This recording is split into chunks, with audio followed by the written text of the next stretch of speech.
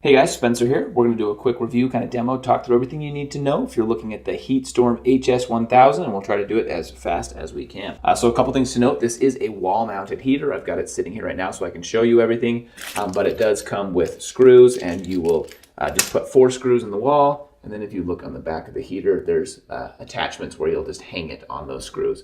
So it only takes about a minute to 2 minutes of the drill to be able to get it all installed and operating. Now, if you're new to heaters, we've had a couple of these. Something this size, which is 1,000 watts, it can do about 600 to 700 square feet as a supplemental heater. So it's not made to be a primary heater in a cold climate, but as a supplemental heater, it can heat a good-sized living room, like 700 square feet. If this is your primary heater and you're in a cold climate where there's snow and things like that, you're probably looking more at 100 to 200 square feet heating that size of zone.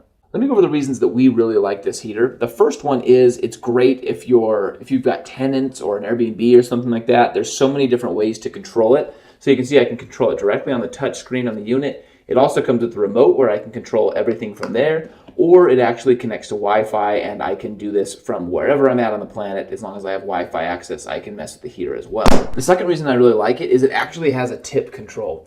So 2 things actually. It doesn't get that hot, and so I can turn it on and run it pretty long, and there's a guard right here, and I can still touch this guard. It's made of a hard plastic, so it doesn't actually get hot.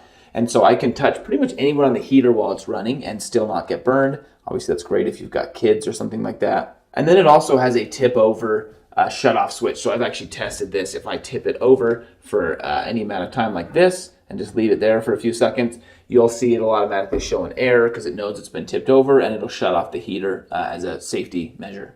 Now, as far as actual control, let's kind of just dive in and show you on the app right here how it all works. It's got 3 different settings. So it's got a low, a high, and then an auto setting. Auto basically says it's going to pump the fan as hard as it needs to get the room to the desired temperature. Most of the time we'll use it just by setting a temperature. So all you'd have to do is turn on a power, and then you can either set it on here or directly on the unit. We can select a desired temperature. You can see I can choose whatever temperature I want, and it'll run on and off intermittently to get to that temperature. Now we can do it other ways. For example, it has a timer option too, where you can set it to run for a certain amount of time and shut off. And there are situations where you can use that. Most people are just going to give it a temperature and let it run. You'll also notice we really like it's got a child lock option, meaning you can get it all set to do what you want it to do, set the child lock, and no kid can come and mess with settings and things like that on the actual unit.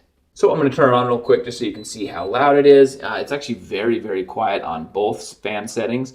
So we'll set it to 71 here, and you can see it's set to low, and we'll see it kick on here in a second. All right, we're going to turn it on here real quick. It turns on, and it takes about 10 seconds to get going where it heats up the element, and then it turns on the fan. Same thing when it shuts down. It turns off the element, runs the fan for another 30 seconds or so, and then shuts off. Okay, hopefully you can tell how quiet that is. Very, very quiet on low. Turning it to high, it just sounds like a fan. So you don't hear any heating element or anything like that. It just sounds like you've got a fan going on in the corner. Obviously not great if you're filming like I am, but other than that, it's totally not a bothersome sound. All right, and I just shut it off with the remote, so it'll take 10 seconds, and then it will completely power down. Overall, this thing is awesome. You can put it basically anywhere you want. It works really well. It can heat up a good-sized room, and it's really quiet and safe, and nice that it connects to everything. So we really love this.